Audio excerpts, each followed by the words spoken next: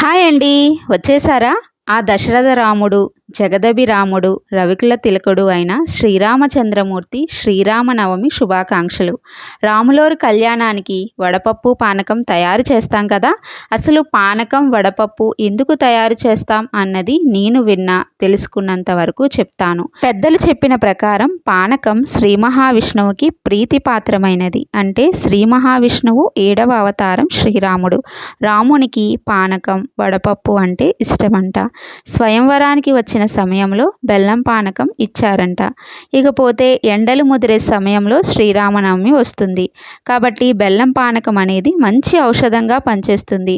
అందులో మిరియాలు కలపడం వలన కఫాన్ని తగ్గించి జలుబు రాకుండా చేస్తుంది, దాహాన్ని కూడా తగ్గిస్తుంది. మరి ఇంత విశిష్టత కలిగిన పానకం, వడపప్పుని మీరు కూడా తయారు చేసి ఆ రాములోరికి నైవేద్యంగా నివేదించండి.